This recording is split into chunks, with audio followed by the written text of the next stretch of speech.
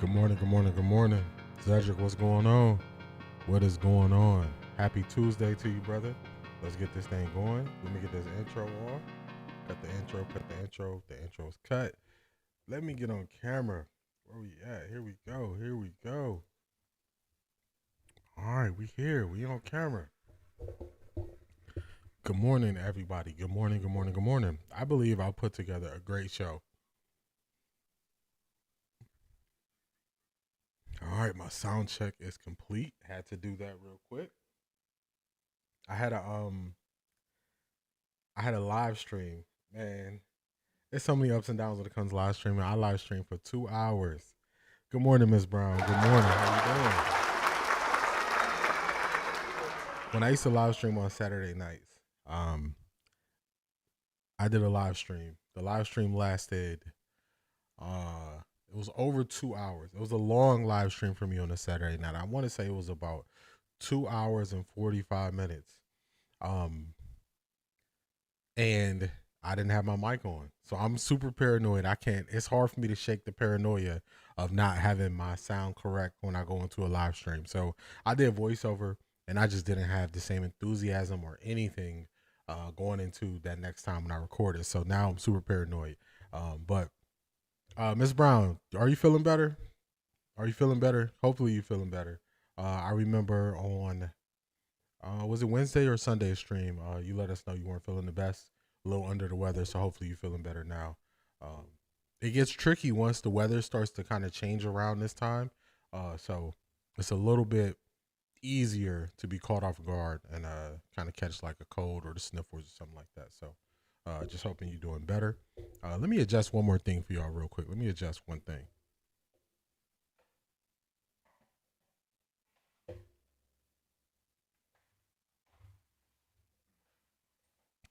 I got a lot of stuff going on over here. Perfect. That's really good to hear. Glad to hear you are doing better. That is good to hear.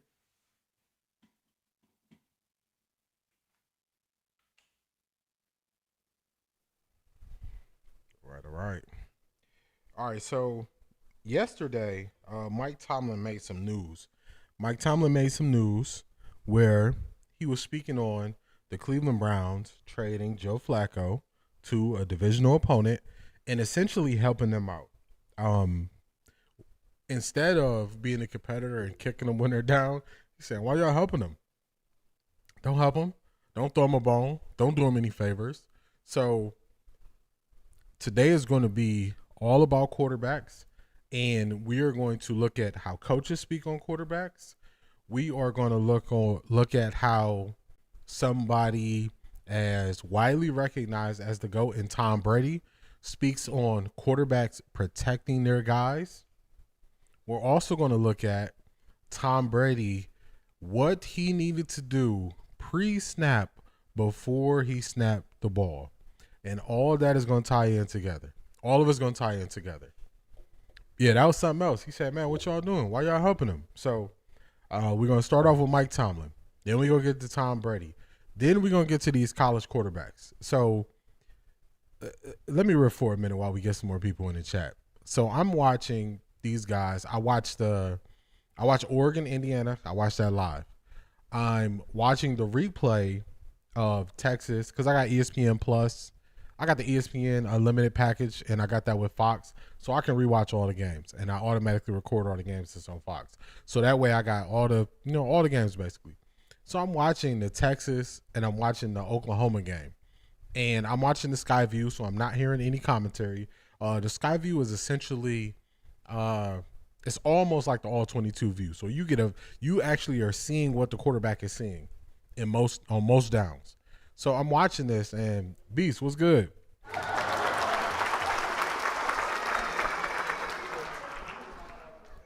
So I'm watching this game, and I'm watching John Mateer. So John Mateer, the last couple of weeks, he started to go up the ranks, and people were saying, oh, man, kind of reminds me of Baker. I like his moxie. I like this. So usually when they keep throwing these random guys out there, I wait a couple weeks to see if it's even worth putting any investment into these guys. So for me, I didn't think it was worth putting any investment into him. But I said, you know what? He's going to be playing Texas. I'm watching Arch Manning. Let me see how he does. Now, I know that he has surgery on his thumb, on his throwing hand. So, to me, it seems like he shouldn't have played because he was forcing it. I think that is how Shannon Sharp says he watches. Yeah, because what happens is he's like that. Zedric, I think that's a perfect way to describe it. He is okay. He is not jumping off the page.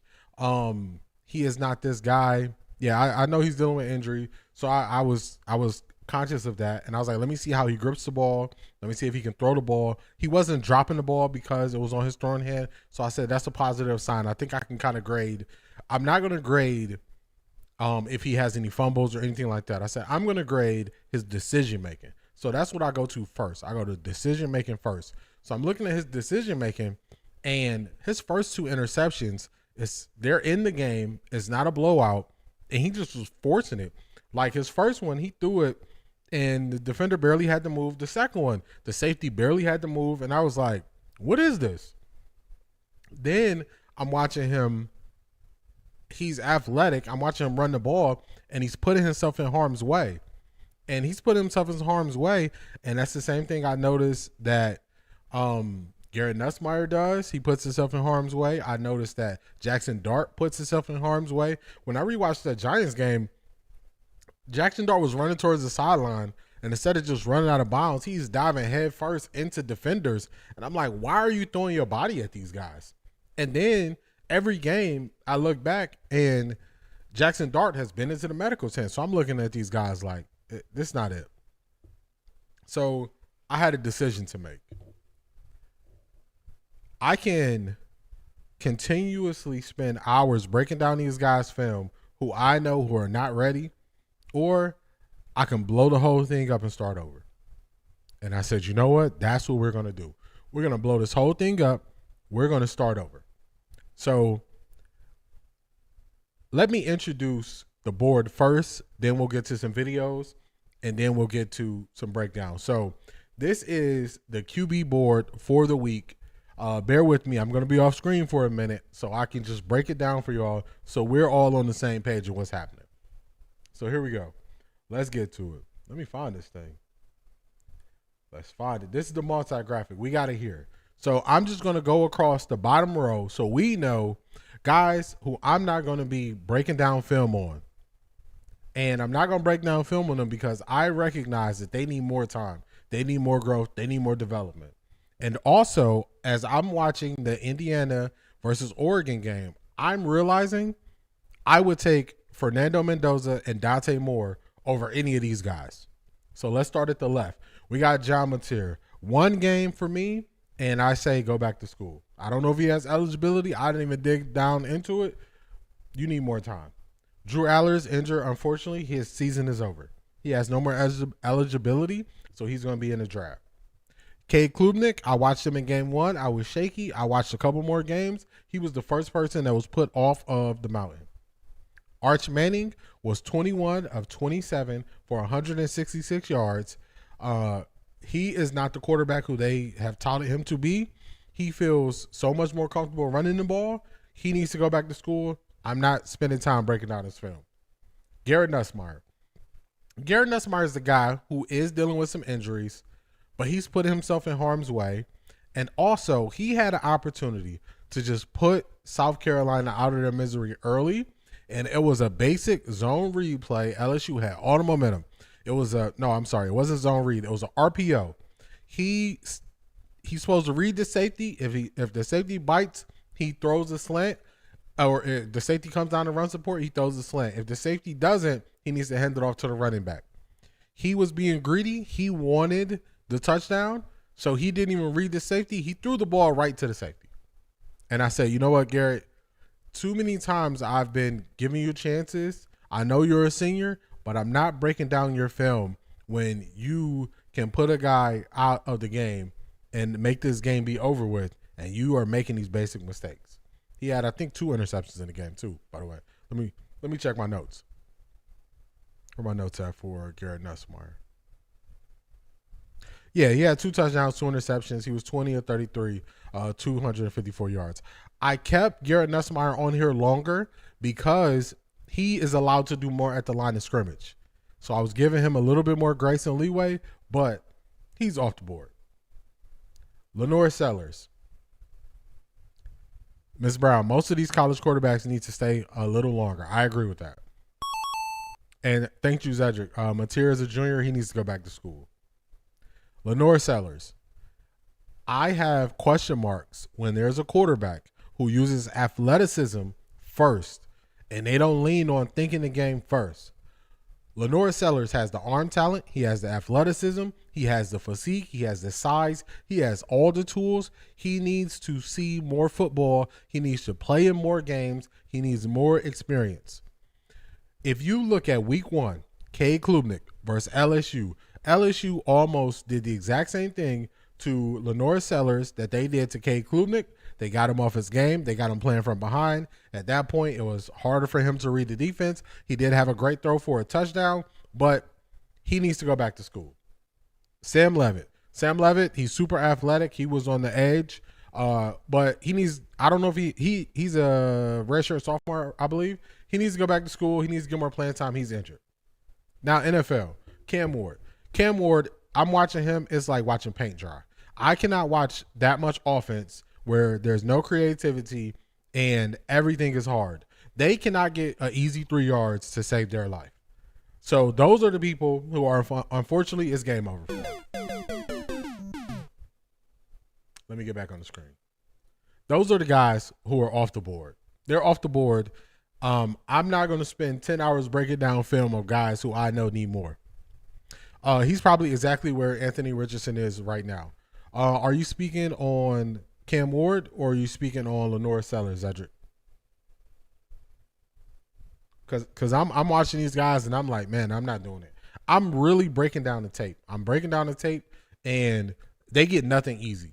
And if the Tennessee Titans, they fired their coach already 6 games in, you can get nothing easy. I'll check back in a couple of weeks and see how you're doing. I'll watch highlights. I won't deep dive into watching their offense. It was really bad. Oh, Sellers. Okay, I agree. Yes, Sellers, he needs more time. I think it was Vegan Warrior. It was on a Sunday. I was calling the game. I think it was when the Browns beat the Packers. I was speaking on college quarterbacks. And I was saying, these college quarterbacks, the first thing I'm starting with is how many starts they had, because I want to make sure they've seen enough football. And all of these guys, I realize you can fool them too easily, and they just lean on athleticism.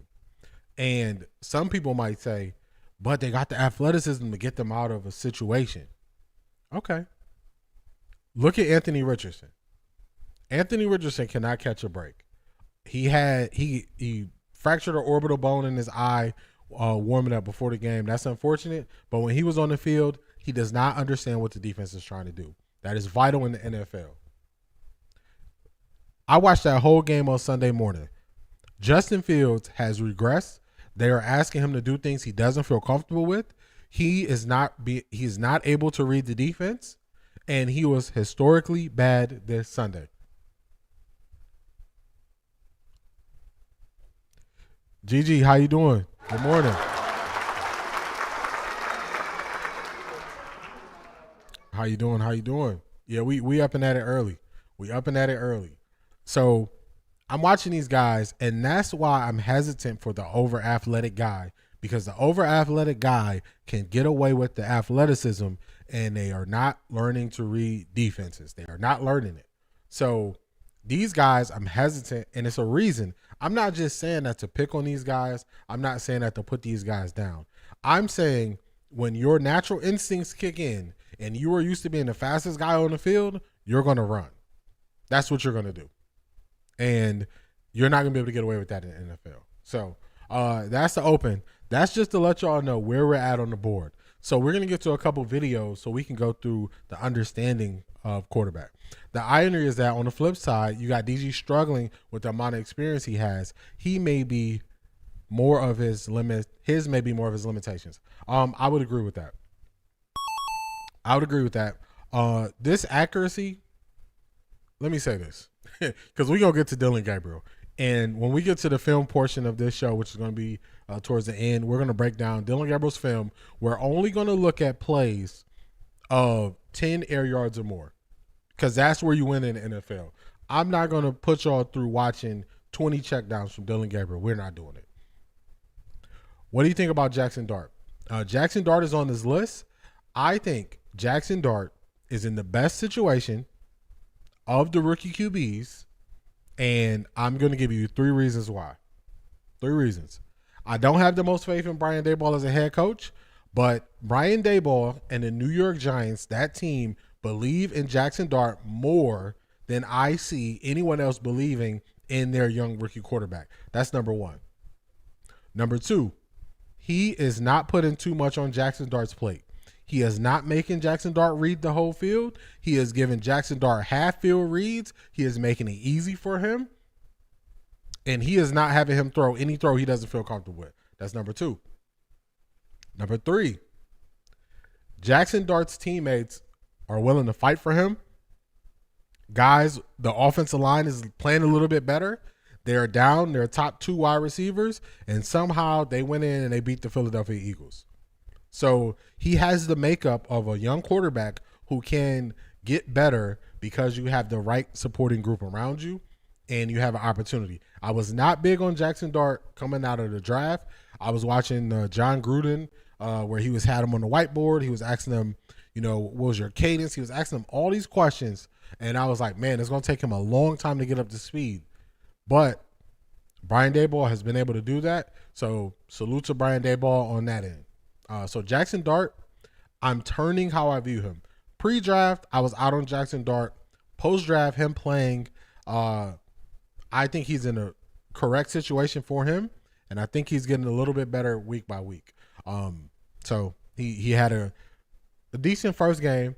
Second game versus Saints was rough. He struggles to have the answers when it comes to zone coverage, which means he wasn't really reading. He wasn't reading the defense in college. But his athleticism, his players' belief, they take him up a notch. He has the potential to get better week by week. So I think he's in a good spot. Jaxson Dart is on the board this week. We will see Jaxson Dart. All right, now let's get to Beast. You know what? I thought you were going to ask me about what Mike Tomlin said. I was ready. I was like, man, Beast is in the know. I think Beast is going to ask me about Mike Tomlin. So I made sure I added to the show. I was surprised you didn't ask me about it. But I was ready for it. Let's get to a couple videos before we go back to the mountain. So let's go Mike Tomlin. This is Mike Tomlin. Can you just talk about what he means to your special teams and how do you go about replacing him? First off, I forgot. This is a great answer from a head coach. This is how I want my head coach to sound. If y'all notice, I've been sprinkling little tidbits in of head coaches speaking to the media just to give you a better idea of what I look for in a head coach. Dart acting like he's Scatterboo. That is a fact. Scatterboo don't care about running into stuff, banging his head on the wall, and that's what Jaxson Dart is doing. So that is a fact. You are correct there, Ms. Brown. So this first question is just a great answer from a head coach. After this, they're going to get to the Joe Flacco situation. He's our captain, but you guys know the motto that we live by. We can certainly hurt for him as a man and as a teammate and a brother and the individual. But from a football perspective, one man's misfortune is another man's opportunity, and we certainly have some capable people, and there's an expectation that others step up and fill in the gaps. You've coached in the AFC North longer than anybody. What did you make of the rarity of seeing an interdivisional trade of an experienced quarterback inside the division? To be honest, it was shocking to me. Andrew Berry must be a lot smarter than me or us. Because it doesn't make sense to me to trade a quarterback that you think enough of to make your opening day starter to a division opponent that's hurting in that area. But that's just my personal feelings. So that was his full statement on the quarterback situation, them trading Joe Flacco. He's saying, look, this is competition. You don't help them. You let them figure it out. You let them suffer. And the Cleveland Browns did not handle it that way. A lot of people on Cleveland radio this morning are saying, oh, he's protecting Kevin Stefanski and he's taking shots at Andrew Berry. I'm going to show my age with this, but during the Tupac and Biggie beef, y'all can look this up. Tupac said, I'm not going to say the word because it's YouTube, but he said, F Bad Boy as a record label, as a staff, and as a whole. Mike Tomlin was not sparing anybody on the Cleveland Browns right there. He's saying F the Browns as a team, as an organization, and everything and everybody who puts on orange and brown. That's what he is saying. He is not sparing anybody in that comment. He is not sparing anybody. So people who are trying to parse it to use that as a way to make Kevin Stefanski look better, they are incorrect. He is saying F all of y'all. That's what he is saying. So you're going to hear people trying to say that's the defense of Kevin Stefanski. It is not. It is not. So that's my views on that. Now, y'all see the poll question. Is Tom Brady the GOAT QB? I'm asking that question for a very particular reason. I'm asking that question because he's not protecting Stefanski. He wants no obstacles to win in the division. There you go. You are correct, Zedric.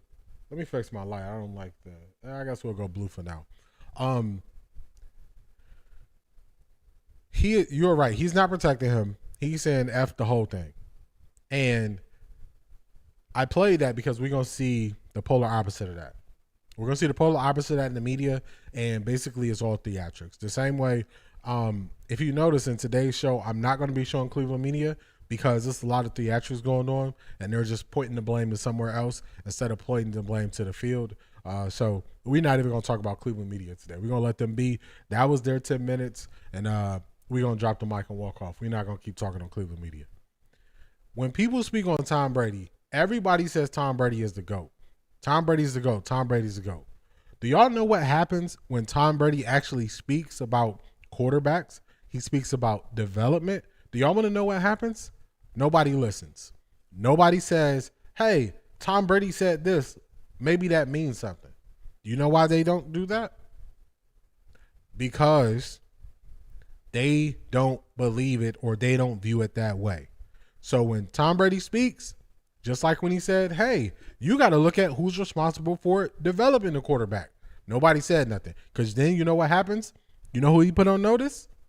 Quarterback coaches, offensive coordinators, head coaches. He put all of them on notice by saying basically if the development does not work, it is because the head coach, the offensive coordinator, the quarterback coach have all failed the quarterback. That's what he's saying. Nobody really spoke on it. They breezed past it. So if you were with me on Sunday, we watched Dillon Gabriel throw hospital balls. I saw Adam the Bull on UCSS yesterday say, I don't know what this hospital ball thing is. I don't know what this hospital. Nobody's throwing hospital balls. Okay. All right. Let's see what Tom Brady feels about this same situation. Let me get to Tom. Let's go, Tom. Where you at? Here we go. This is Tom Brady still playing the game. I'm sure a lot of people, fans wouldn't know about Tom, is the ways that he helps protect you in a game. That's something that a fan isn't going to know watching, and so that's a really cool thing. That's why guys love playing with Tom. You know, he's gonna protect us across the middle and things like that. So when you go in there, you got to worry about it. I think the one thing about football that's changed over the years, which I think is really hard for someone like me who's played a long time to watch, is like it's not being taught the right way. Like a quarterback should only throw the ball to certain places because your receiver is in danger of getting hit. For example, when I used to play against Ray Lewis, I wouldn't throw the ball to the middle of the field because he'd go after you and he would hit and we didn't always have the biggest receivers, but he would hit him and knock him out of the game. And now every hard hit is a penalty on the defense. So I feel like they penalize defensive players for offensive mistakes. So, like, if a quarterback, I was watching the Chicago Bear game, the quarterback messes up, doesn't see the blitzer, or the line screws up. I don't know what happened. But the quarterback or the line on offense, the defensive player comes in and hits him hard, and they throw a flag on the defense. So they've almost moved the protection of your opponent to you as opposed to where it should be, which is on yourself. Like, if you're a quarterback, you got to protect yourself and your players. It shouldn't be the responsibility of your opponent to protect you. And I think that's it creates really bad habits for players because you feel like I can basically do anything. I could run and not slide. I can throw my receiver into any coverage and not have any repercussion for it. The only thing they're going to do is they're actually going to blame the defensive player for making a good, solid hit, and now the defensive player is going to feel like, oh, I can't do that, even though I feel like it was an offensive mistake. So in the end, I think it's a really disservice to the sport because the sport isn't being played at a high level like I believe that it once was. There you go. So you got to go back to, if he's the greatest of all times, why are we not listening to what he says about quarterback play? It doesn't fit into the narrative of what people want to see or what they want to say. Cleveland Browns organization felt like Flacco wasn't good enough now, so they were just trade bait for him. I agree with that. Also, they could have easily traded him to other teams. Look at the Jets. The Jets quarterback situation is atrocious. So they just bid at the first one. I think that was more politics going on inside the Cleveland Browns, and they just had to get Flacco out of there. We here, baby. What's good here at Rome Sports?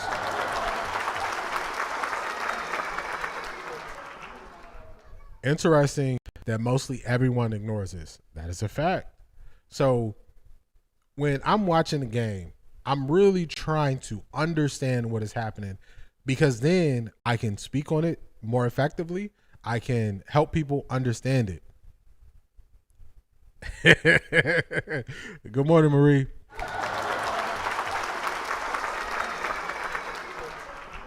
Tom Brady equal Inflategate. You can't erase facts, but he was a good QB. Hey, they say if you ain't cheating, you ain't trying. So I guess he was trying. Beast. Dillon was out there not protecting his wide receivers. He took Njoku out the game because of his hospital balls. That is a fact. When we get to the film review, also good morning, Marie. When we get to the film review, most of his longer plays is going to get to a segment where everybody is getting blown up. Everybody is getting blown up because he is throwing them into defenders.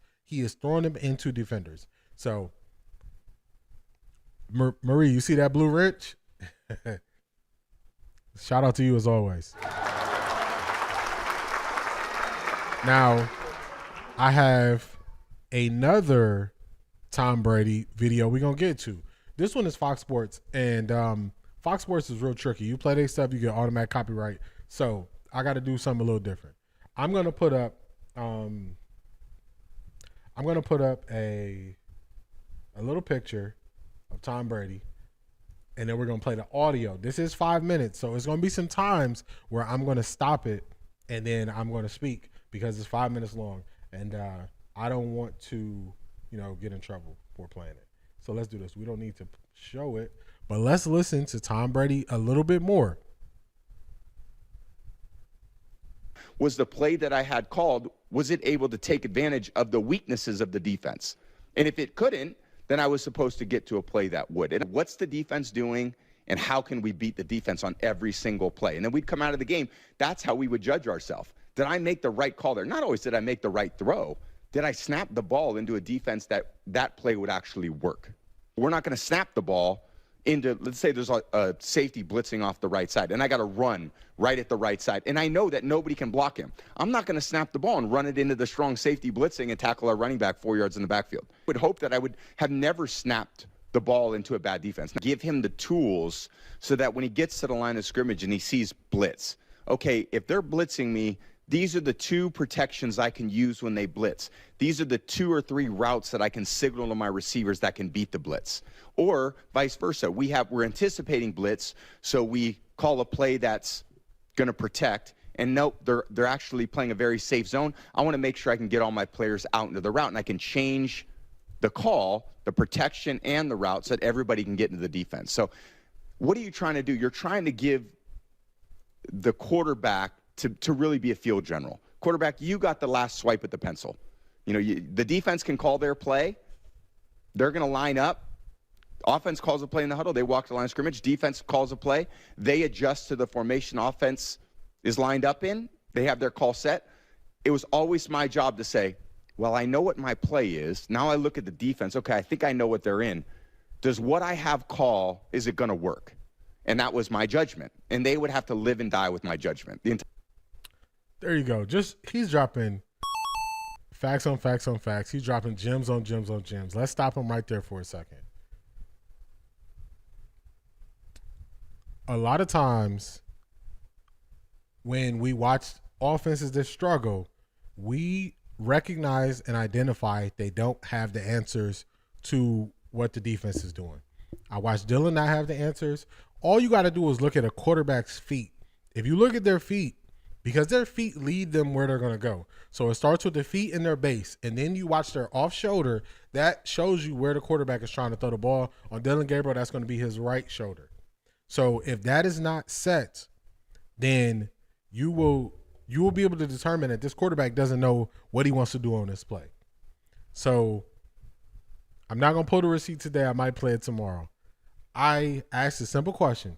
Is Kevin Stefanski giving his quarterbacks the answers to the test? That answer is no, because he is not putting them in position. He is not putting them in position to succeed. He's not putting them in position. Kevin Stefanski also does not want his quarterbacks adjusting things when they're in a play that's not going to work. He doesn't want them adjusting it. So you see press man, you see a safety in the middle of the field.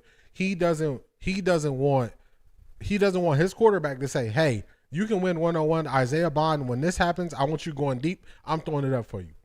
And I'll make time. I'll deal with my offensive line not being good. I'll make time to get you the ball. Stefanski doesn't want his offensive play caller, his quarterback, to do that. And that is going to cause him issues. That's why his offense looks so stale. That's why the defense always look ahead of the offense. That's the reason why. So this is Tom Brady breaking it down. Now, when I look at these college quarterbacks, I'm not looking for them to be perfect. I'm looking at how soon can I start teaching them what the defense is trying to take away. And when I say a quarterback needs to go back to college, I'm saying that because they are multiple steps away from getting to the point where I can teach them about what the defense is trying to take away. And we heard it here from Tom. He's going to go on some more. Let's get a little bit more, and then we're going to go back to the quarterback mountain, so then we can kind of break down these QBs. That's exactly it. Kevin is like a boss who micromanages everything. Also, like, comment, and subscribe. Shout out to you, Marie. Yes, he does micromanage everything. That is part of the thing that's kind of crushing him. I told y'all maybe a month ago, I said, look at Kevin Stefanski's, once he gets out of that opening script, towards the middle of the game, all his drives lead to nothing. And that's because it takes him a while to figure out what the defense is doing.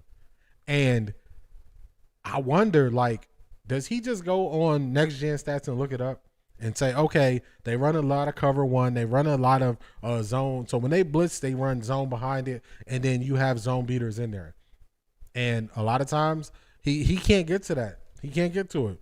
So that's Kevin Stefanski's offense. That's his offense. Let's go, Tom. What else you got to say? Entire team. Now, I developed the trust within the team, my teammates in the organization, to say, Tom, we want you to have that. We trust you to have that final swipe at that pencil. But we're not going to snap the ball into, let's say there's a safety blitzing off the right side, and I got to run right at the right side. And I know that nobody can block him. I'm not going to snap the ball and run it into the strong safety blitzing and tackle our running back 4 yards in the backfield. I'd say, okay, if the strong safety's coming on the right and we got to play to the right, what do you want me to do? You want me to run to the left? Do you want me to check to a pass? Those are the options. That's how I would think about the game. There was always a reason why I did something. If he was blitzing off the left and I wanted to run the right, great. Let's snap the ball as fast as I can. Everything's intentional. Everything was intentional. Yeah, there wasn't a time. I would hope that I would have never snapped the ball into a bad defense. Now, did I? Of course I did. Because sometimes the defenses wanted to disguise a lot of things. They didn't want to show me, okay, Brady likes to get a great pre-snap read. Let's really mess with him. Let's, kind of toggle the safeties back and forth. And we're going to make it challenging for him to really decipher. Buffalo, when I played Buffalo, they wouldn't move until after the ball was snapped. So if the safety was coming down on the left or on the right, they were going to do it after the snap all the time. And they would just play in this little shell defense. Ball be snapped, and here they go, they'd rotate. Because every defense has strengths and weaknesses to it. My job as a quarterback was always to delineate where the strengths and weaknesses were. And was the play that I had called, was it able to take advantage of the weaknesses of the defense? And if it couldn't, then I was supposed to get to a play that would. And All right. Shout out to Tom for that. I just wanted to play that so people can get an idea. When I'm speaking on quarterbacks, what I'm looking for and why I'm viewing them the way I'm viewing them. Tom broke that down pretty well. Let's get this down. We don't need that. Let's go to the games this weekend. I kind of spoke on the OU Texas game. To me, Arch Manning is not it. He needs to go back to school. That's why he's off the board. Let's get back to it, and let's get to the graphic. So the first QB up. No more room for QBs to think and create for themselves. I'm learning more towards Kevin Rue and Watson Moore now. A lot of people are starting to say what you're saying, Cedric. A lot of people are saying that. Sound like how Shedeur was taught to play. He throws his receivers open, not put them in harm's way. Dillon equal hospital balls. That is a fact, Marie. When we get to the film breakdown, it's funny. It's not funny. The guys are getting hurt, but it's going to expose how Dillon is putting guys in bad position. All right, let's get to the first QB up on the bottom row. It's going to be Dillon Gabriel. Everybody watched the game. Everybody saw what he did. He is going to get an extended run of us breaking down what he did in this game. But just looking at the raw numbers, it's not looking good. 29 of 52, 222 yards, 4.3 yards average, no touchdowns, no interceptions, 6 sacks, and a quarterback rating of 66. Just a stinker of a game. And in tomorrow's show, I'm going to get more into Mike Tomlin is going to explain exactly what they wanted to do to the Cleveland Browns, and they were able to successfully do that. I think the receivers will appreciate that more. So then what they have now, can't wait. I agree. They are going to appreciate it when you're not putting them in harm's way. So that's Dillon Gabriel. We're going to spend a lot of time on him later, but Dillon Gabriel is the low man. He's the last quarterback on the board. Let's get to the next QB up. Next QB up is going to be Dante Moore. Kyler is not here. Kyler told me watch out for Dante Moore a couple weeks ago, and I was like, let me check him out. So I saw him when they played Penn State because I was against Indiana. Indiana's a tough defense. Dante Moore did have 2 interceptions. His first interception came on a tip pass. So it happens. It counted against him. He didn't have the best game, but the defense was taking away him getting his receivers in open space. So I want to see how he bounces back. But when I watched him and I watched Fernando Mendoza, watching guys who we know need another year in college. Who we got next on the board? Next up, Fernando Mendoza. Fernando Mendoza was at the other end of this game. He made a lot of good throws. He did have an interception as well, 1 TD. This was 2 tough opponents. This is when you get to see the most from these college quarterbacks, when it's good on good. I don't care if they beat teams 70-0. I think it's good that you blow out teams that you should beat. You go beat a community college, that is great. That's what you should do. I'm not going to spend all this time heaping praise on you. As the competition gets better, I want to see if you rise to the occasion. So you're going to have more room for error. If you throw an interception here or there, I understand it. I'm not going to crush you as much because you're playing good on good. So Fernando Mendoza is next. Let's get back to the board. Who we got after Fernando Mendoza? We got Ty Simpson. I've been hearing a lot about Ty Simpson. So, unfortunately, I didn't have a ton of time to break down his film yesterday. But moving forward, Ty Simpson is on the board. We have shuffled this thing up. We're going to watch the quarterbacks who are actually playing well. It's good to see Bama bounce back. They lost that game to Florida State, and both teams have went in opposite directions. Florida State has, I think they lost 3 games in a row. Where Bama is out here winning.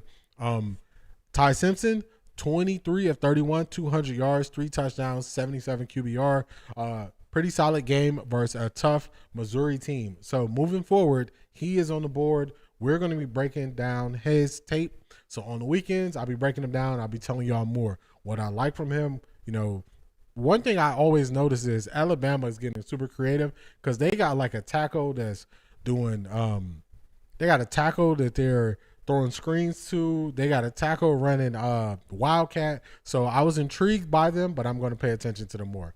Hard to trust Alabama QBs, even in that pro system. Bryce does not look like he's coming around, though. Does look like he's coming around. Alabama is another place where I have to be honest with y'all. I'm pretty hard on Alabama QBs because they have so much talent around them that I believe they're set up the best to have success. So when they don't have success, I critique them. But then also you wonder if things end up in bad positions. So Mac Jones, does he look as bad as he did with the Patriots, with the 49ers? No. He looked like a career backup for the Patriots after his first year.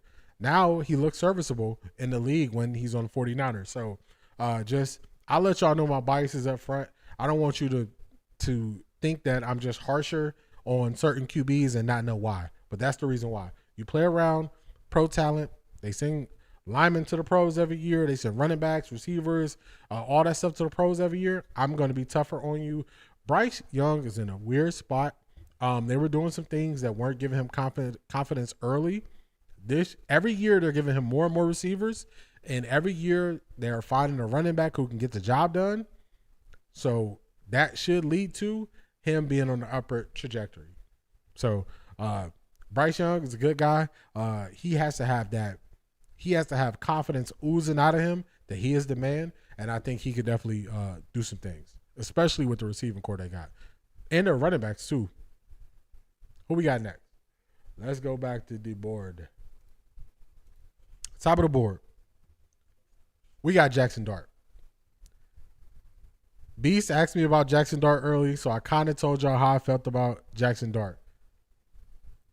But we're going to still get to it some more. I think Oregon is stacked with talent as well. That Nike money is real. That is a fact. You see all them different uniforms and custom shoes they have and all that stuff. They have skill players like crazy. They always running running backs out there, receivers out there. They just show up on Sundays. Also offensive linemen that show up on Sundays. I can agree with that. Alabama QB track record shows you should be hesitant. Yeah. I'm an Ohio State fan, and Ohio State is the #1 college team that I watch and root for. I know that Ohio State quarterbacks also have that same stigma.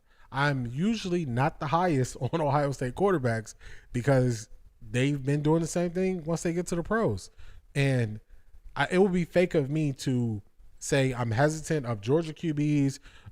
Let's throw Oregon QBs in there, Alabama QBs in there, and not feel the same way about Ohio State QBs when every year Ohio State is sending another top receiver to the NFL and they are having great seasons every single year. So you got to do better when you got these weapons around you. Jaxson Dart, I kind of spoke on him early. Things where I want to see Jaxson Dart improve. He needs to clean up on his recklessness. He's a quarterback. He is not a running back. He throws his body around too much. He has been in the medical tent too much this year. He has to understand you're a quarterback, not a running back. Stop just diving into people. Get down, slide, get out of bounds. He has that early Josh Allen feel to him where they're trying to run guys over. That would be my critique. My critique also would be Brian Daboll. Work on helping him understand where the weakness is in zone coverage. Zone coverage is where he struggles the most. He threw himself like a missile on that one play, wild play. Yeah, it was on the right sideline. He was running towards out of bounds, and instead of getting out of bounds, he dove head first. I'm like, he dove head first at the guy. I'm like, what are you doing? You play quarterback. You don't play running back. Like, it's not 17 of y'all on the team. Like, you cannot be doing that. So he watching Scatterboo and he thinking, hey, I can do what he do too. Nah, bro, you the quarterback. Like, it was wild. I saw it in real time. I was like, did he just? And then I watched the replay. I was like, yeah, he did that. So you are a quarterback. But he needs to work on reading defenses and understand his zone. He's not sure where to go in zone coverage. All right, that's why if Oregon has a mid QB, they will be finding that offense DG mid. Hey, I'm with you when you're right, Marie.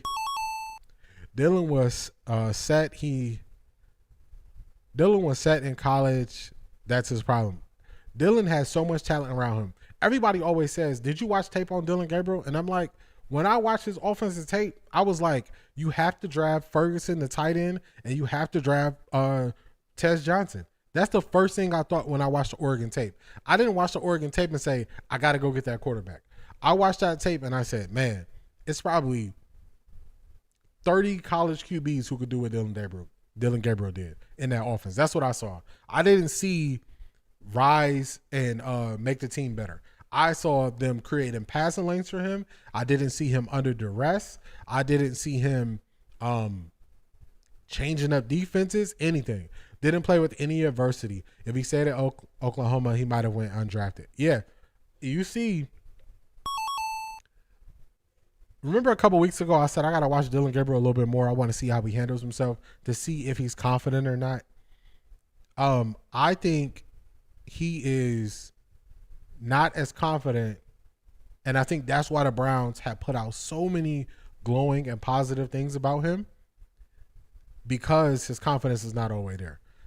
I'm seeing it crack because you getting beat up because you're not making good decisions on Sunday. You yanking at Patrick McQueen's helmet. We showed that yesterday. You are cracking in press conferences. You started off going at the media early. So I'm like, man, the pressure's about to get to him. The pressure is getting too great for him. So that's Dillon Gabriel. Let me set this up for y'all. That's the studio. We don't need that. Let me set this up for y'all so we can get to the tape, because what I noticed is, this is another thing I noticed. I said I wasn't going to go too much on the Cleveland media. I noticed that the Cleveland media has started to they started to look at the tape and they're saying, oh, it's bad.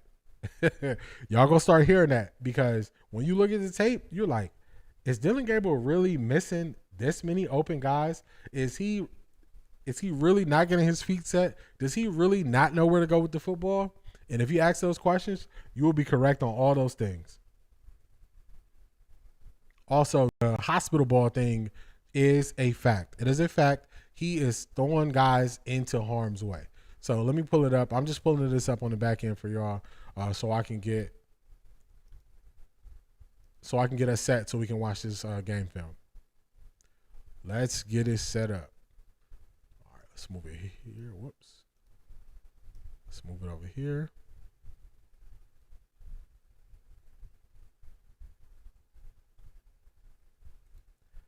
Also, another thing I'm going to be doing tonight is I'm going to be breaking down the Miami Dolphins for tomorrow's show, so I can just give you a better idea of what I foresee happening on Sunday versus the Miami Dolphins.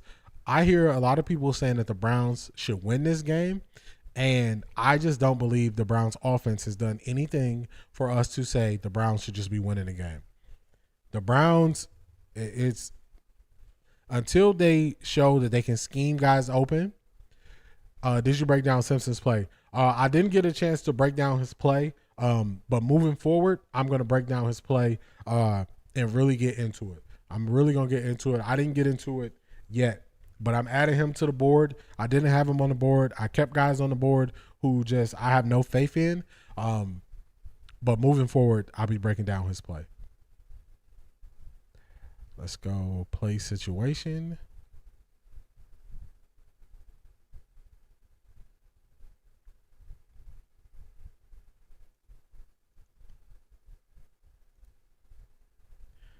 All right, intermediate. Miami been scoring 20-plus points. You know, it's unfortunate that all you got to do is look at how many points a team scores, and then you realize, hey, they could beat the Browns. You know which defense has the most experience catching passes from a left-handed QB? Miami. He might throw 3 interceptions Sunday. You might be on to something. I don't like to do the coulda, woulda, shoulda too much, so I'm not going to live there a lot. But what I will say is, if the Pittsburgh Steelers had any type of ability to catch passes, they would have had 4 interceptions on Sunday. They would have had 4. The one he threw to Juan Thornhill, he threw it right to him like it was his play. That's why receivers stopped catching those. That's why receivers stopped catching those balls. The Steelers defense wasn't playing with them. They were playing smash mouth football. Yes. That is one thing I said. Minnesota let up on the Browns once they realized the Browns. Once Minnesota realized they didn't need to put that much on film versus the Browns, they let up on them.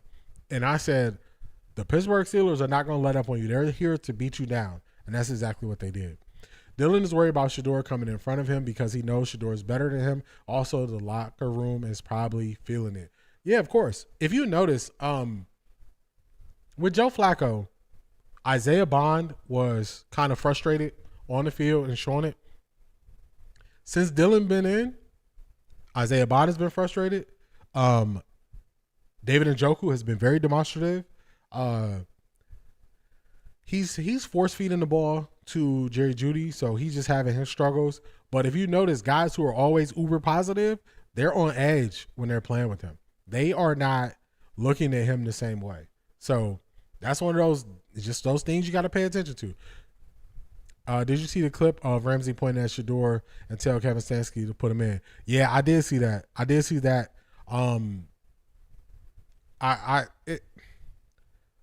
How much of a clown show does it have to be if the other team is pointing out your mistakes during the game? In real time, they're saying, y'all playing the wrong guy. How bad does it have to be? Like, just, it has to be terrible for that to be happening. So, yeah, I did see that. Like, teams are clowning us. Yes, Mike Tomlin coming out, taking those shots at the Browns, that's him clowning them. That's no respect. That's if the respect meter was on 1 to 10, his is at 0. I'm sure those feelings have been brewing for a while now with the receivers. Yep. We are the laughingstock of the league. That's a fact. And when you heard Juju Smith-Schuster, when he was on Pittsburgh, say the Browns is the Browns, it was a couple of years with Kevin Stefanski where you say that might not be true. Then now you look at the Browns and you say the Browns is the Browns. They're doing things that only the Browns would do. So you can't even argue when people clown them. All right, let me get this set up for y'all. Let's get this going. Let me switch this over.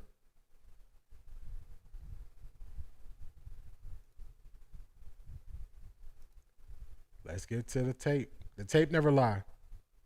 Let's scroll this down so y'all can see it.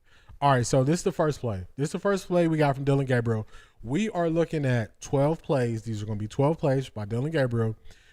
These are plays where the ball was in the air more than 10 yards. These are the intermediate throws that you need to move the sticks, and we're going to see how he does in this situation. This first play is going to be 10 minutes left in the first quarter. It is 3rd and 5. Let's see what he does. Let's see. That's a good spot for y'all. I'm going to pause it right after the play starts so we can identify the defensive coverage. They're moving around. This is zone.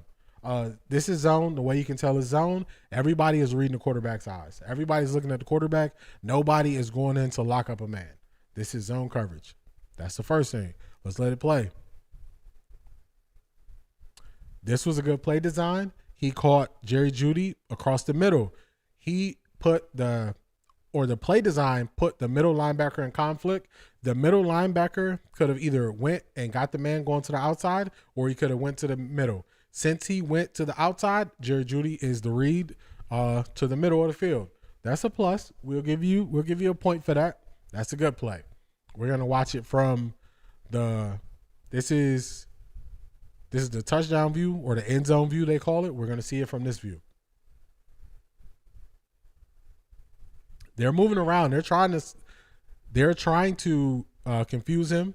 He doesn't get confused. It's so rare to see a QB get multiple sacks or a cornerback get multiple sacks. So if you remember back to, I'm trying to think of which game it was. I think it was either Green Bay. I think it was Green Bay, the Green Bay game. It was either Green Bay or Detroit. They were blitzing cornerbacks, and the Browns never could adjust or adapt to them blitzing cornerbacks. So they said, look, if you are only going to look forward and you're not going to process what we're doing, we can send that delayed blitz.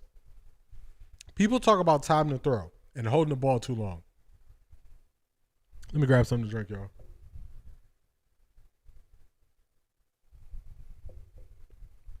People talk about time to throw. Dillon Gabriel's average time to throw is about 2.5 seconds, which, okay, you got to get it done in that. Jalen Ramsey, so the fastest sack of Dillon Gabriel was in 3.5 seconds. So that is an entire second longer for them to get to the quarterback. They've recognized that once the play goes, they're too busy looking upfield that they're not even scanning to see if a cornerback will come on the blitz. And they know the offensive line doesn't know who to block, so we can send a delayed blitz and still win. That's what happens. That's why a cornerback can have 2 sacks in a game. All right, next play. 2nd and 7, 2 minutes, 51 seconds left. Let's see what happens. I'm going to pause it right away to see if we got zone or man, and then we're going to let the play. They go 5 wide.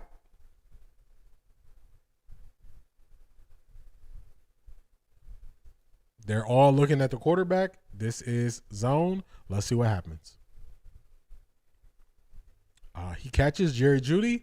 This is the start of passes where he is throwing his guys into coverage. This is where Tom Brady is saying you can only throw at certain places to protect your guys. He is throwing Jerry Jeudy directly into the safety. Look at that. He's throwing him right into the safety. Right into the safety. So when people are saying, oh, these not hospital balls. Nope, it started. This is where he got comfortable. Next play. 1st and 15. This is under a 2-minute drill. 1 minute and 37 seconds left in the second quarter. Let's go.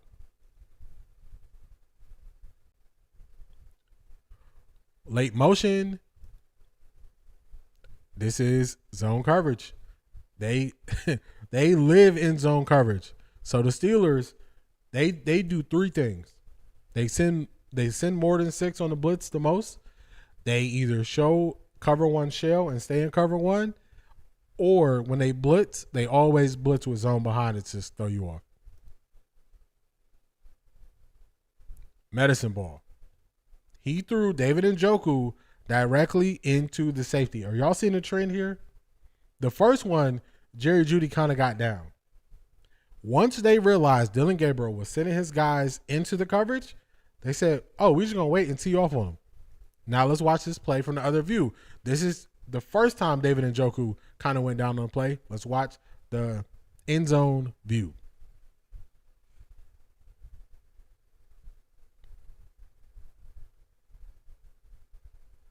He's sitting right there waiting for him. So when people are saying, oh, these not hospital balls, what do you mean? He's throwing them directly into these guys. After that first one to Njoku, I said he should have stayed out. The unfortunate thing is David Njoku plays through a lot. Do y'all remember David Njoku burned his whole face and his arm up, and he played through that game after he burned up his face? Do y'all remember that? Have y'all been watching the Browns long enough to remember that happened to him? Let me pull it up on another thing here. So David Njoku is going to play through it. He's not just going to go somewhere and sit on the bench, even if he takes a tough hit. And unfortunately,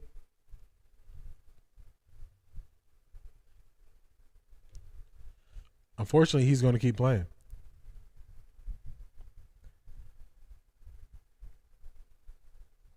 All right, so he burned 17 to 18% of his total body in a fire pit accident. Man, I forgot how rough these pictures look. It's been so long. Do y'all want to see the picture or should we keep going? It's up to y'all, because I'm looking at the picture. I'm like, oh, this look kind of rough. I didn't know that. He's tough for that. Yeah, 2023, he definitely burned up his face. Most of his body. We here now. Let me show y'all. Let's see. Yeah, 2023, 2 to 3 years ago. All right, let me change this real quick. I got to switch this up so I can get it pulled up for y'all.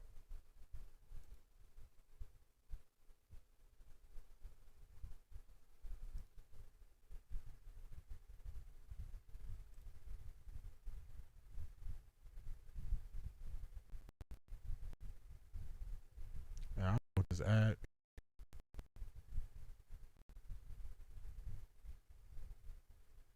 All right, so I got it pulled up here.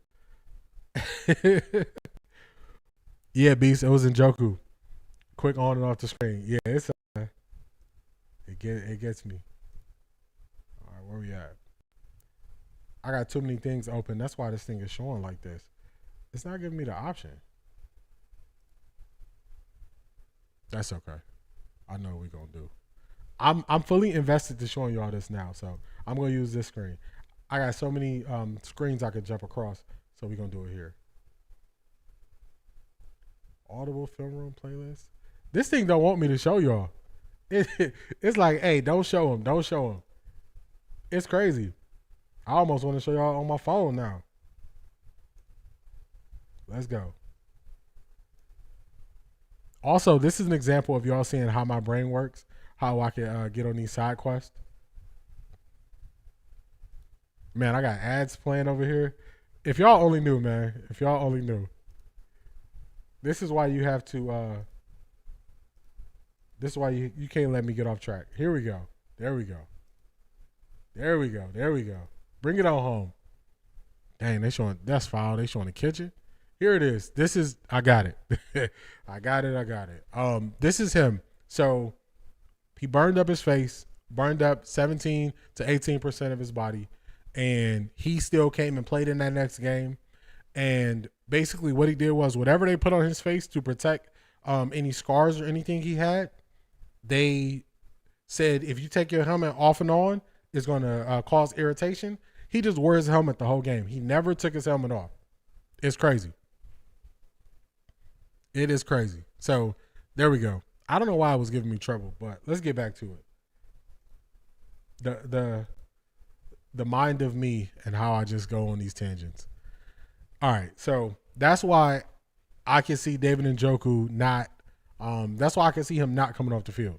Him pushing through. After I saw him play through that, I was like, yeah, he gonna pretty much play through whatever. So let's play the next play.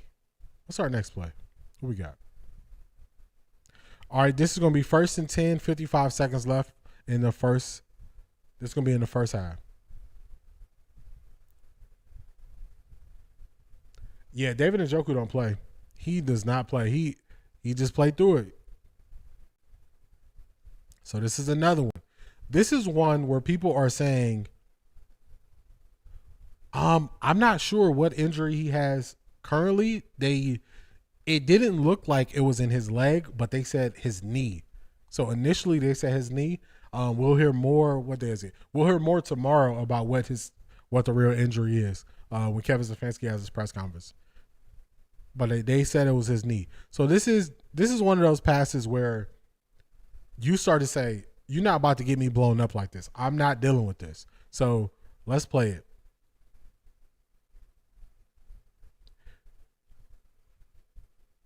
This looks more like man. This looks like cover one. They send the linebacker. He comes across the middle. He was setting him up to get smacked. They were saying a thigh contusion yesterday, I believe. Okay. Yeah, I saw initially they said thigh during the game, and then I heard somewhere later where they said knee. So we'll get the full truth tomorrow. So he's setting these guys up. So we are, how many plays in are we? 1, 2, 3. This is our fourth play. And we are seeing he is throwing these guys into harm's way. That's why it was vital that I started off playing what Tom Brady said, because you don't want to keep sending your guys into harm's way. Dillon Gabriel was sending his guys into harm's way play after play after play. He was throwing them directly into the safety. If it's single high coverage, there's one safety in the middle. There's one safety in the middle of the field. If you throw him on the end breaking route 5 feet away from the safety, that safety is going to smack him. That's the only thing it's going to be. So we're going to see it from the other view. If he layers that ball over the top, he could have caught Judy in stride. Man, that's asking too much from him. Another thing I noticed when I was watching his college film, people say his arm is serviceable. I didn't see it. They're like, oh, his deep ball is okay. I'm like, I don't know who deep ball you're talking about, but when I watched him, I did not see much from his deep ball. So that was the end zone view. We just played it again there. Let's see what we got. We're into the third quarter now, 2nd and 10. If it's his knee, I can believe it. I say where he was hit in the ribs, thigh area, his knee looked hyperextended too. Yeah, it did. That's why I wasn't sure, because when they showed the slow replay, it did look like his knee was hyperextended. Yeah, he doesn't layer anything. Hey, but leave it up to Tony Grossi. He throws a spiral. If you know, you know. Tony Grossi in rookie camp said Dillon Gabriel throws a better ball because every pass he throws is a spiral.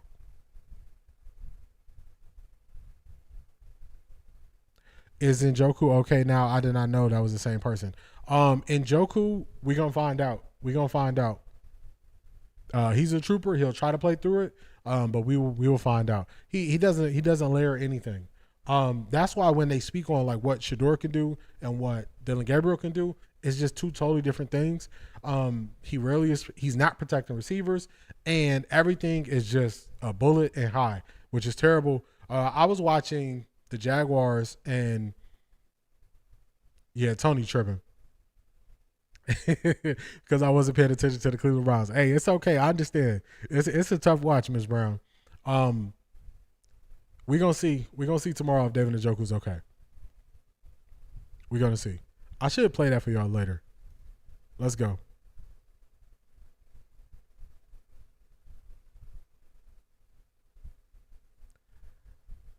He threw this one kind of late. This is the incomplete. This is where everybody's saying this was his best pass to Harold Fannin. To me, he just could have got that to him earlier. Like all the dancing and all that stuff, he could have got that to him earlier.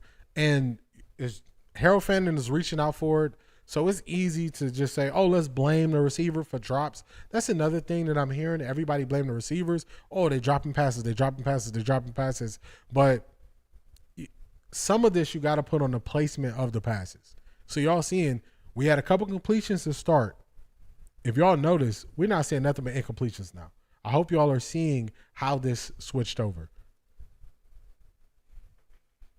He also had two guys that ended up in the same area of the field, so that's not good. All right, this is 2nd and 3, and this is the fourth quarter, beginning of the fourth quarter, or a minute or so in.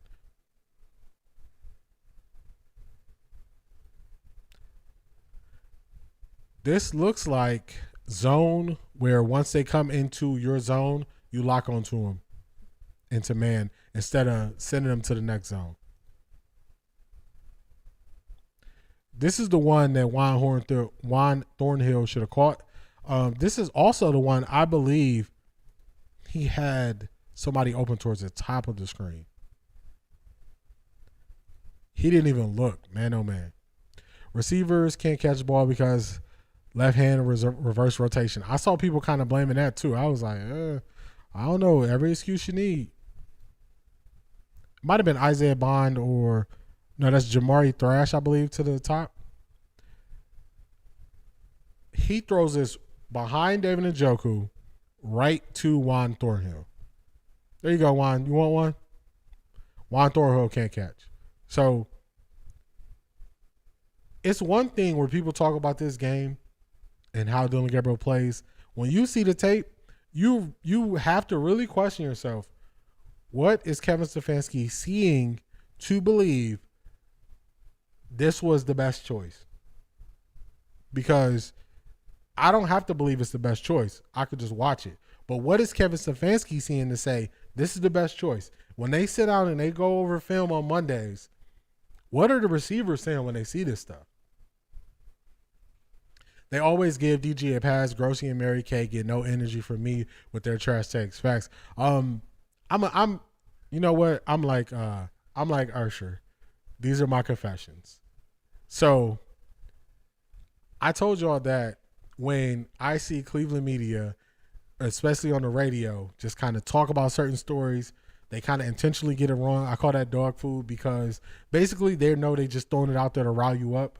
And that's kind of how I view Mary Kay and Tony Grossi. But I will say, if they say something crazy enough, I will make a clip and I will put that thing on Twitter responding to it. I'm sorry, y'all. I got to give myself the buzzer. I got to give myself the buzzer on that. I will take I will take those easy wins when Mary Kay and Tony Grossi give it to me. I won't live in that world forever, but I will take those easy wins. So see, I even call myself out. I don't just call other people out. I call myself out when I know I'm taking an easy win. So, hey, I call myself out too.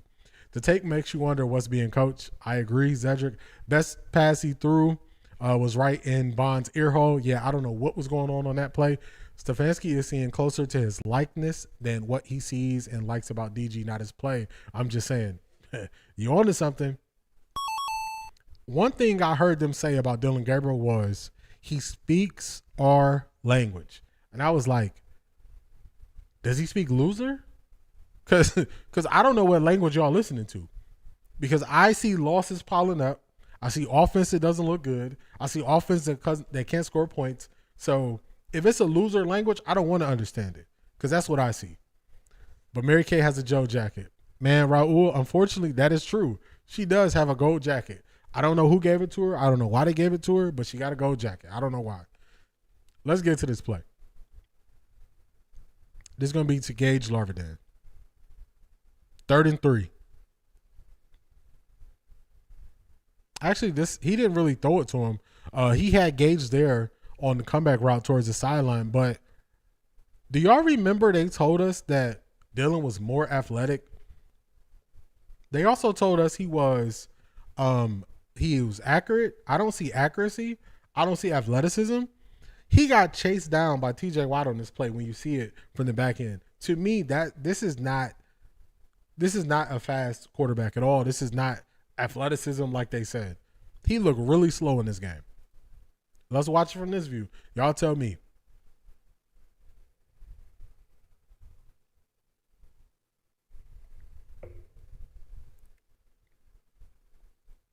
Slow. He looks slow.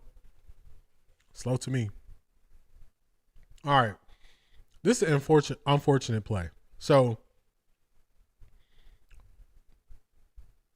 hey, shout out to you. Shout out to you, Raul. I appreciate that. 34 watching, only 6 likes. Yeah. Like, comment, subscribe. I don't care who tells it they should be ashamed. Facts. Everything they told us about him, it's not true. Everything. So if this is your guy and everything you told us about him is not true, doesn't that make sense for us to question the lies you're trying to tell us about Shedeur? It's just a question. I'm just going to be the one to ask the question. You know what I'm saying? It don't make sense to me. So I don't get it. Let's look at it. This is 3rd and 15. Let's play. I'm gonna pause it right away to see what coverage we got. We're gonna let it play out.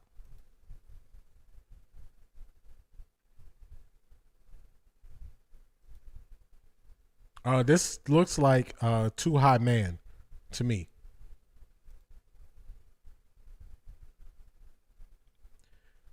So again, this is him throwing his receiver and his receiver's momentum directly into the safety who did not have to take that many steps before he was able to lay the blow on him.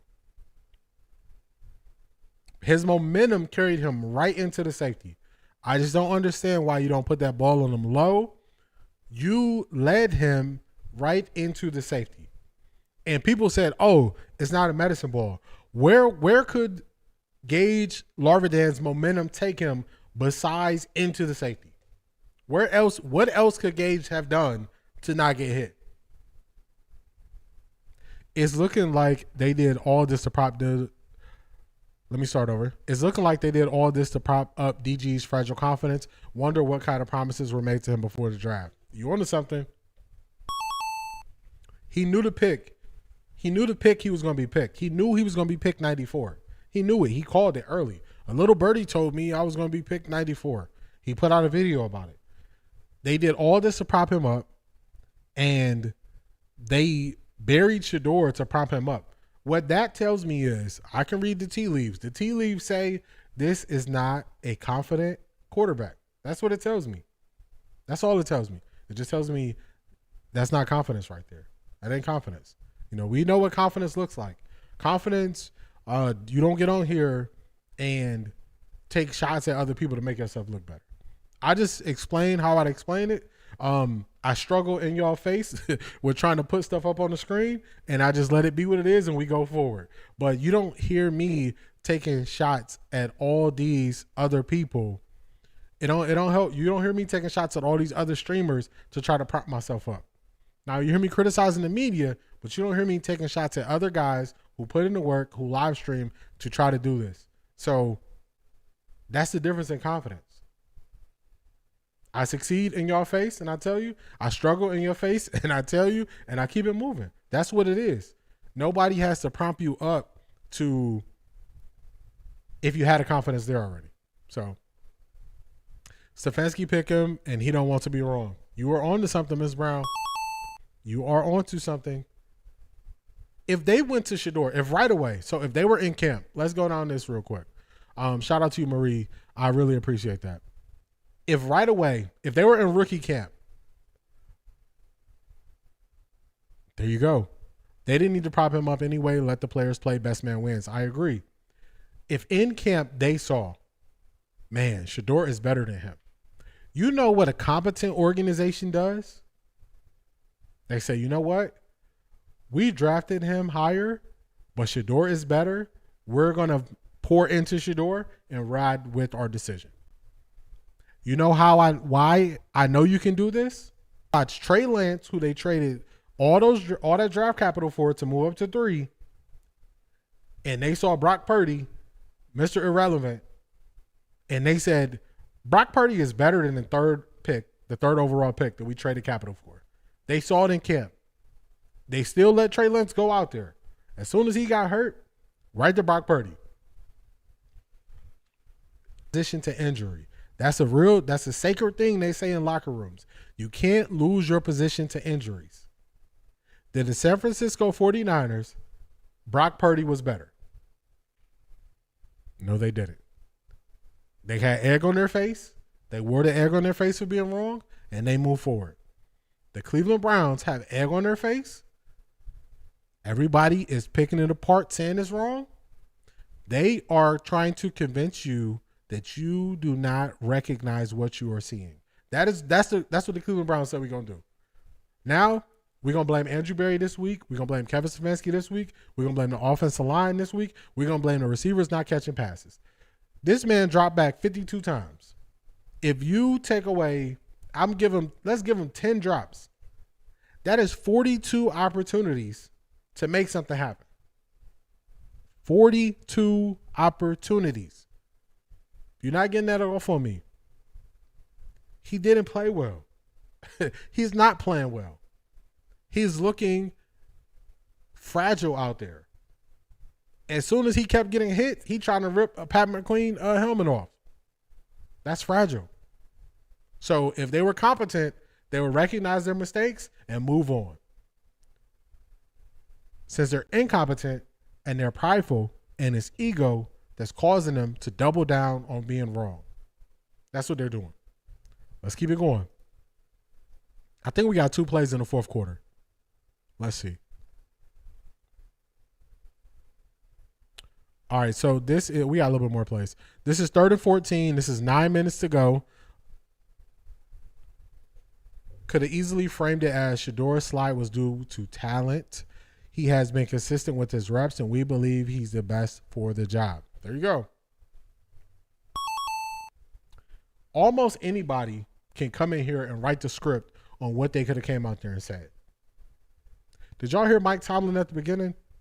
Mike Tomlin, I played that Mike Tomlin clip because he said, yes, this guy is a captain on special teams. He's a leader, but we have to move forward. We can feel for him as a player, as a brother, as someone in his locker room, but we have to move forward. That's how you speak to men. That's how you get guys going and say, we're going to give our all for this coach. Find me the player that plays for Kevin Stefanski currently or has played for him previously that said Kevin Stefanski instilled so much power into me that I was willing to run through a wall for him. You won't find nobody to say that. Nobody. Unfortunately, you will find guys who do better after they leave, and then they'll just throw shots at them. Charmaine, how you doing?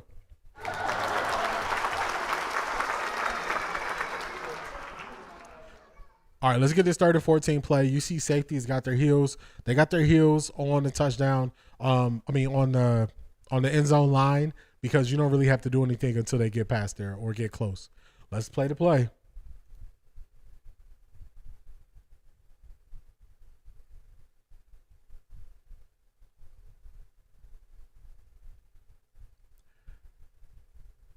So I remember when this play happened, somebody asked me, like, what should he have done in this situation? And I said, this is where the defense wins, because the defense identifies there's only a couple things you can do. And I know that I have a safe quarterback, so I know that this quarterback is going to throw the ball to the pylon to not put it in harm's way. That's why they were able to win that rep. This is going to be 4th and 12, 4 minutes to go in the game. Zone again.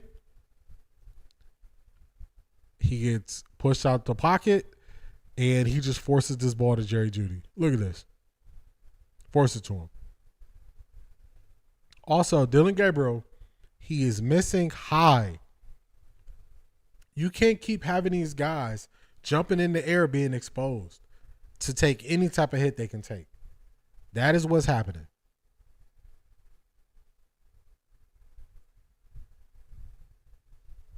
That's Dillon Gabriel. That is Dillon Gabriel. Do we got any more plays, or is it starting over? Let's see. Oh, we do. We got some in the red zone. 1st and 10, 2 minutes to go. They just dropping back his zone. Everybody watching him. He throws it too far outside. I believe he has somebody else on this play. Let's play it back.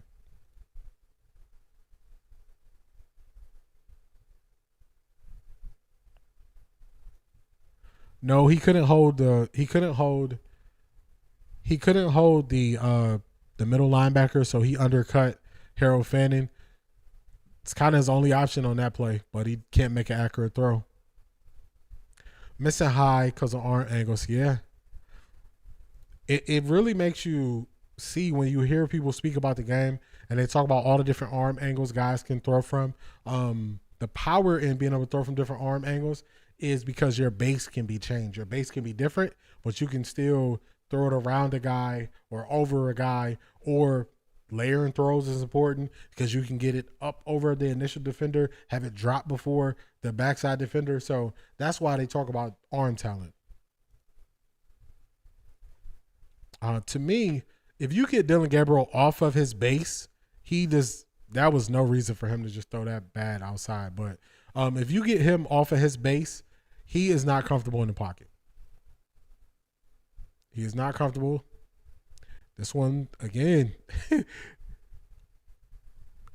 they just reading his eyes.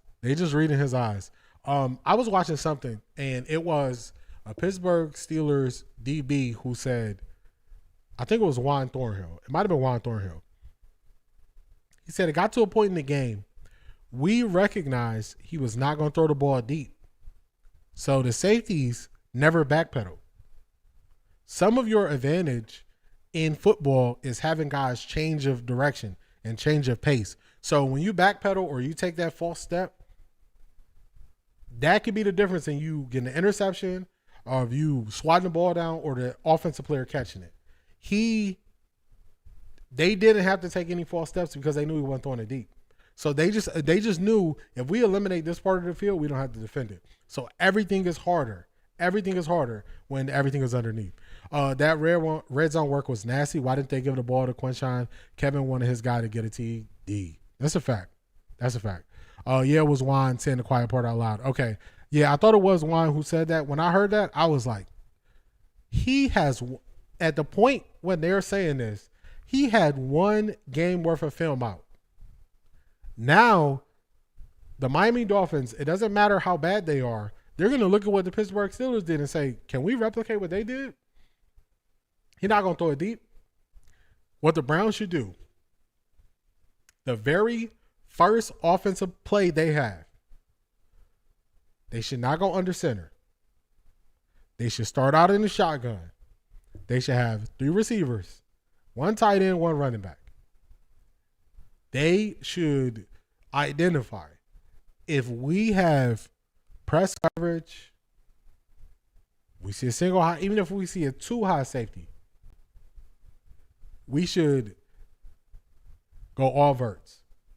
We should send either Njoku or Fannin up the middle if it's 2 high safety to make them make a decision. And we should send the outside receivers. We send the outside receivers on verts as well. If they end up in single high safety, you pick your battle that you want it to be. If they end up in cover 2, you can get Njoku over the middle. You have to throw the ball more than 20 yards in the air to get them to back up off of you, so you can open up the game for Quinshon Judkins. Miami game make it ugly.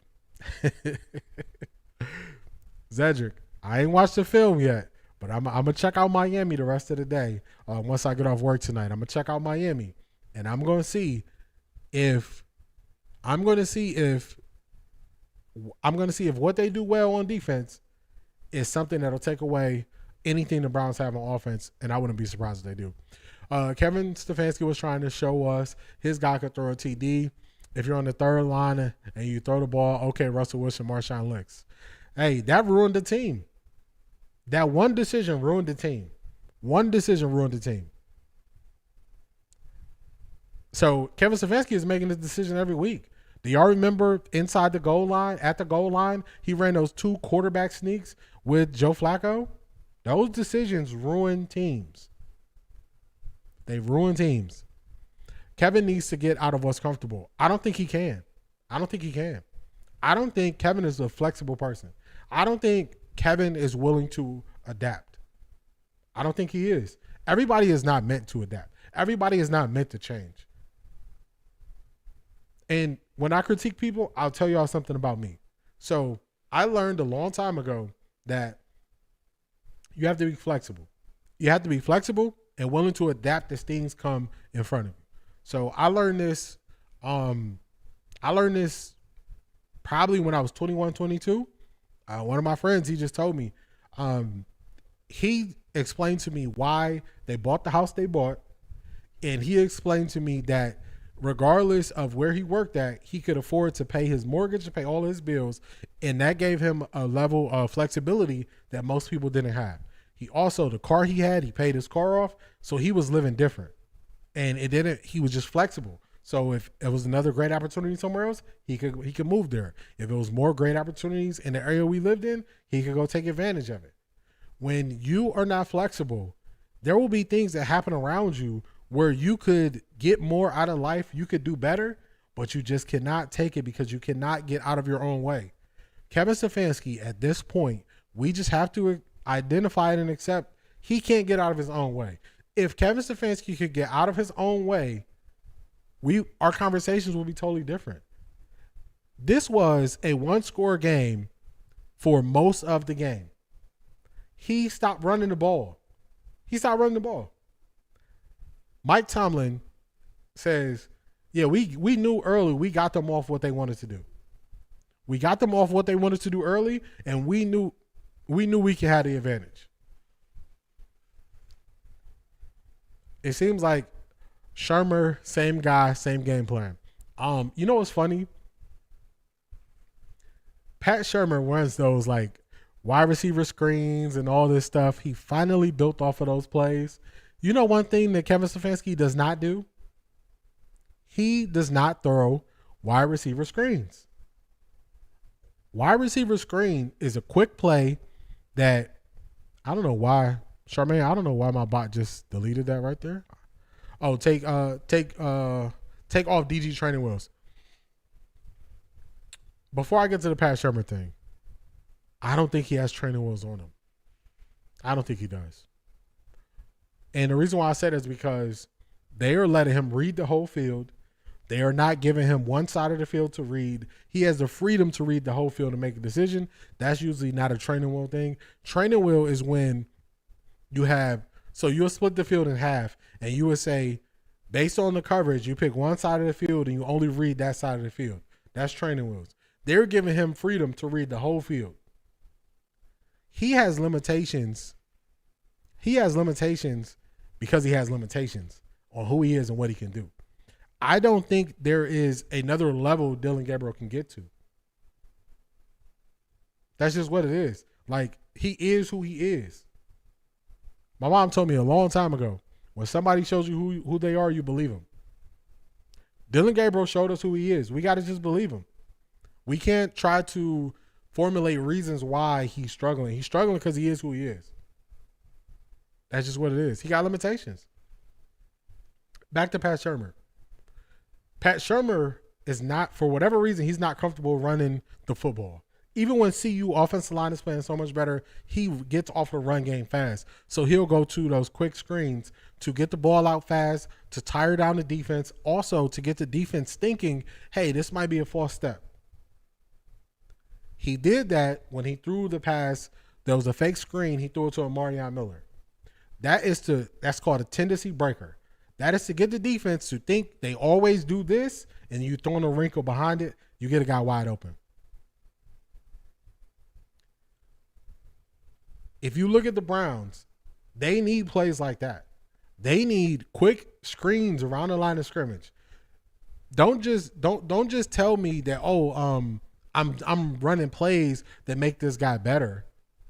Run plays that they feel comfortable with that also put the defense at a disadvantage. That's what you got to do. So for them to never run a wide receiver screen is crazy. How do you not run a wide receiver screen when you got Isaiah Bond? How do you not do that when your offensive line is not good and you get the ball out their hands quick so you got the defensive lineman running across the field? How do you not do these things? That's him being stubborn and not being flexible. I thought that in the Minnesota game, but not anymore. The Minnesota game, to me, looked just like the Joe Flacco Cincinnati Bengals game. I was like, man, this is a bland defense. This is vanilla. They are not really putting that much on tape. And I called it out in real time when the stats came out, the stats board out. They just didn't put that much on tape. Run game got them to win on Saturday. Run game he felt comfortable running the ball after they got those easy scores. When they got those easy scores, it's real easy to run the ball in when you win it. The test on the run game is when it's a close game or a tight game, are you still willing to run the ball? When you're down 10 points, are you willing to run the ball? That's the test on the run game.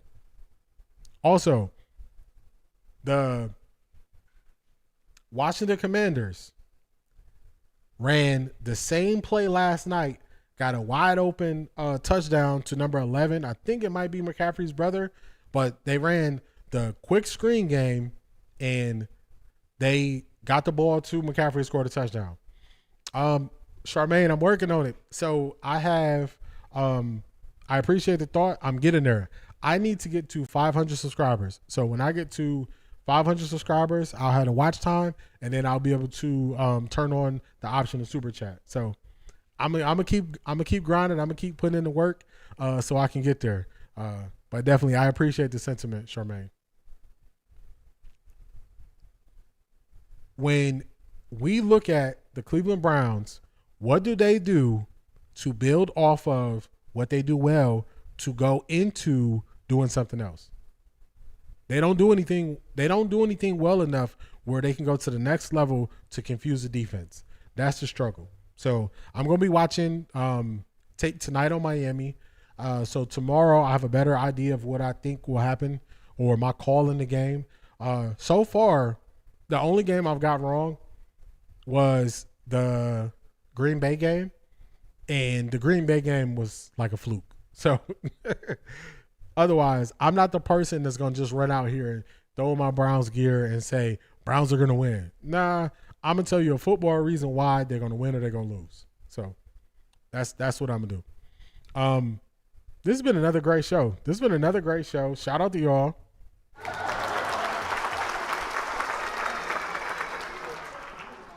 Like, comment, and subscribe. We back at this thing tomorrow, 10:30. Tomorrow's show, we'll be going back into more Browns-centric things, Browns topics. I'll throw y'all some more tidbits out there. Put your cash app so we can get support that way until you get the subs up. Hey, I like how you thinking. Marie.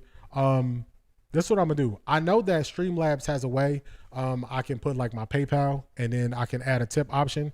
So what I'll do is I'll add the tip option. I'll work on that today and then I have it set up for tomorrow's stream. So I appreciate y'all for pushing me to get better, do better, and grow this thing. So I appreciate y'all. I'll get that set up tonight. I won't put it off anymore.